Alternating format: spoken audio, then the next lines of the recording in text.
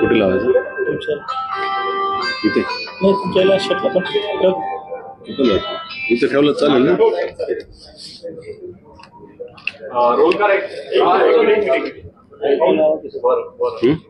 शर्टला लावायचं.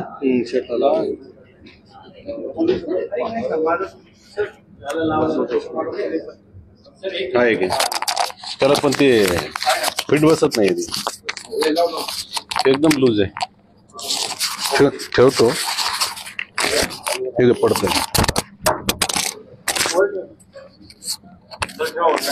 खराब झालेलं आहे.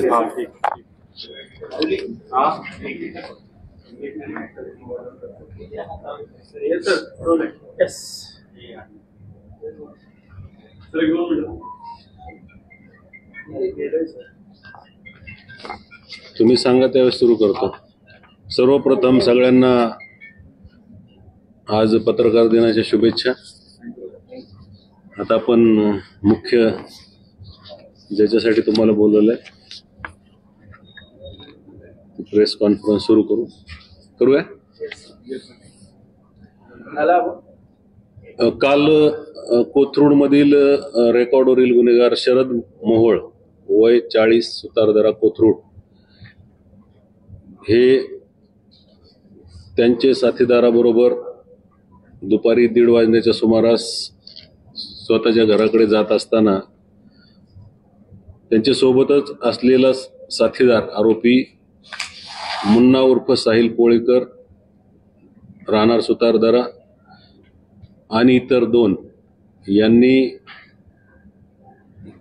रस्त्यामध्ये गोळीबार केला आणि गोळीबार केल्यानंतर त्या ठिकाणावरून ते 3 आरोपी पळून गेले होते. त्यानंतर पोलिसांनी घटनास्थळाला भेट दिली. भेट दिल्यानंतर त्या ठिकाणी जी चौकशी केली त्याच्यामध्ये जे इतर प्रत्यक्षदर्शी साक्षीदार होते. हा जो मुख्य आरोपी होता पोळेकर, त्याचं नाव सांगितलं की तो सोबत असताना त्याने मोहोळवर गोळीबार केलेला आहे. त्यामुळे गुन्हे शाखेने तपासासाठी पथकं तयार केली. त्याच्यामध्ये हा जो पोळेकर आहे त्याच्या घराचा मूळ गावाचा पत्ता घेऊन त्याचा शोध घेतला ना,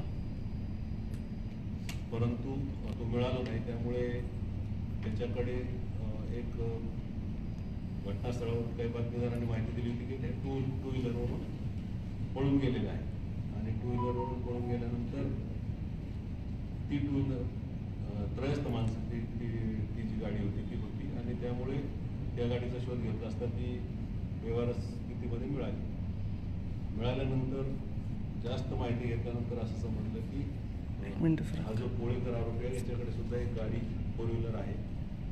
त्या गाडीचा नंबर ट्रेस करण्यात आला आणि ट्रेस केल्यानंतर सर्व जे शहराच्या बाहेर जाणारे रस्ते त्या टोल नाक्यावर त्याचा शोध घेतला असता ते खेड शिवापूर टोल नाक्यावरून गाडी गेल्याचं निष्पन्न झालं. त्याप्रमाणे आमची पथकं सातारा रोडला रवाना झाली आणि सातारा रोडला रवाना झाल्यानंतर ते शिरवळच्या जवळ 2 4 व्हीलरमध्ये हे 8 आरोपी मिळून आलेले आहेत. सर, जी गोळीबाराची घटना आहे त्यात किती जणांनी गोळ्या चालवल्या, बंदुका चालवल्या आणि किती गोळ्या, आणि पहिला जो फायर करणार होता त्याचं नाव? गोळीबाराची जी घटना घडली त्याच्यामध्ये 3 आरोपींनी गोळ्या झाडलेल्या आहेत असं प्राथमिकदृष्ट्या तपासामध्ये दिसून आलेलं आहे. आणखी त्याच्यामध्ये तपास चालू आहे. आणखी काही माहिती मिळाली तर ते आपल्याला समजेलच. परंतु प्रथमदर्शी 3 आरोपींनी गोळ्या घातल्याचं निष्पन्न झालेलं आहे. नेमकं कारण काय होतं, काही याचा तपास लागू शकला की कुठल्या कारणामुळे हल्ला करण्यात आला? या घटनेमध्ये जो मुख्य आरोपी आपण म्हणतो की जो मैताबरोबर फिरायचा एक काही दिवसापासून, त्याचा मामा एक आहे, त्याचं नाव आहे नामदेव महिपती कानगुडे आणि दुसरा एक त्याचा नातेवाईक आहे कोळेकरचा, तो आहे विठ्ठल किसन गांधे. या दोघांचं शरद मोहन बरोबर वैमनस्य होतं असं प्राथमिकदृष्ट्या दिसून येते. आणि त्याच प्रकारामधून हा हल्ला झाल्याचं प्रथमदर्शनी आरोपीकडून माहिती मिळालेली आहे. परंतु आता गुन्ह्याचा तपास चालू आहे. तपासामध्ये आणखी काय याच्यामध्ये अँगल्स आहेत का ते शोधण्यात येईल. 2 वकील आहेत, त्यांचा काय रोल येतो? काल जेव्हा आमच्या टीमने आरोपीचा शोध घेत असताना तिथे ट्रॅप केला, त्या ठिकाणी या 2 गाड्यांमध्ये हे 8 लोक होते. त्याच्यामध्ये ते 2 वकील सुद्धा होते. त्यांच्याबरोबर ते कशासाठी गेले, त्यांचा काय सहभाग आहे आणि त्यांचा नेमका गुन्ह्यामध्ये रोल काय आहे हे आता तपासानंतरच आपल्याला कळेल. किती दिवसापासून त्यांनी हा कट रचला होता? आरोपी मुन्ना कोळेकर दुसरा असून यांच्यासोबत किती दिवसापासून राहत होता? आरोपी मुन्ना कोळेकर जो आहे तो त्याच परिसरात म्हणजे सुधारदरा परिसरातच राहतो. त्यामुळे याचं ऑफिस सुद्धा त्याच परिसरात होतं. त्यामुळे त्याचं जाणं येणं त्या ऑफिसमध्ये होतं म्हणजे बऱ्याच दिवसापासून, वर्ष 6 महिन्यापासून. परंतु गेल्या 20-25 दिवसापासून त्याचं रेग्युलर तिथे जाणं होतं.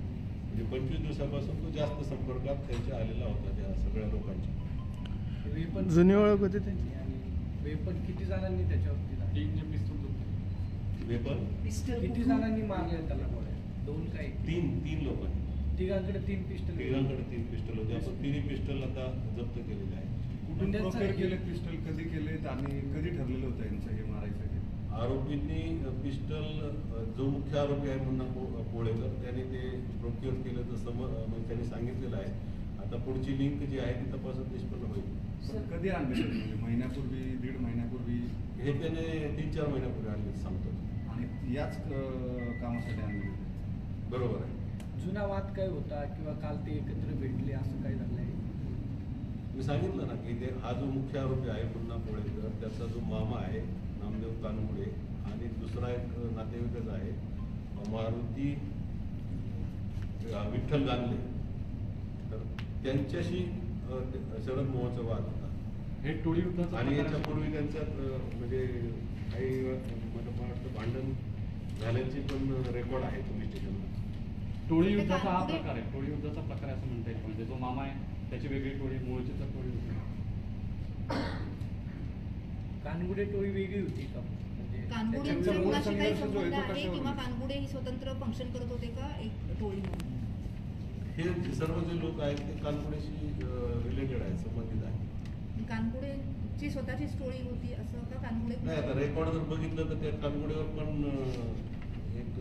फक्त 2 गुन्हे आहेत आणि हा जो कोळेकर आहे त्याच्यावर 1 गुन्हा आहे. कानगुडे टोळी म्हणजे त्यांचा पुणे शहराशी काय संबंध होता? म्हणजे ते जसं आवाज ऐकू नका. मोहोळची टोळी होती किंवा गेल्या आणि दुसऱ्याकडे होतं, तसं कानगुड्यांचं पुण्याशी काही संबंध होता? कानगुडे पहिले पुण्यातच राहत होता सुतारदरा त्या ठिकाणी, नंतर तो भोगावला राहायला गेला. सर कसं येतं? विठ्ठल शिलांवर शरद मोहनने हल्ला केला होता हिंजवडीमध्ये. त्या प्रकरणाचं काही याच्यामध्ये कनेक्शन आहे का? तिकडून काही माहिती नाही. आता आपल्याकडे काल संध्याकाळी रात्री उशिराने आरोपी आलेले आहेत. आता त्याची PCR आम्ही घेऊ.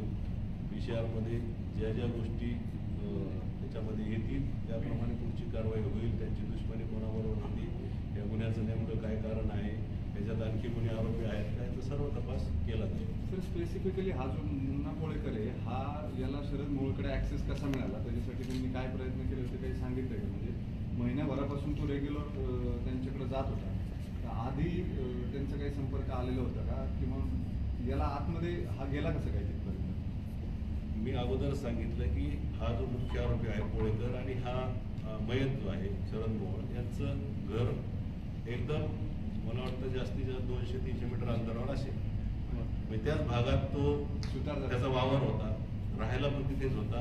आणि या शरद मोहोळकडे जी पोरं जायची यायची त्यांच्या संपर्कात पहिल्यांदा आला आणि नंतर त्यांच्या मदतीने तो त्यांच्याकडे रेग्युलरली जायला लागला त्या ह्याच्यामध्ये. सर आपण जो मुख्य आरोपी म्हणतोय त्यानं इंस्टाग्रामवर काही दिवसांपूर्वी व्हिडिओ टाकला होता ज्यात तो स्वतः असं म्हणतोय की मी लवकरच येरोडा जेलमध्ये जाऊन येणार असं इंटिमेशन त्यांना अगोदरच दिल्याचा त्याचा स्वतःचा व्हिडिओ आहे सोशल मीडिया. तपासामध्ये चौकशी करू त्याची. सर मुळशी पॅटर्न झालाय.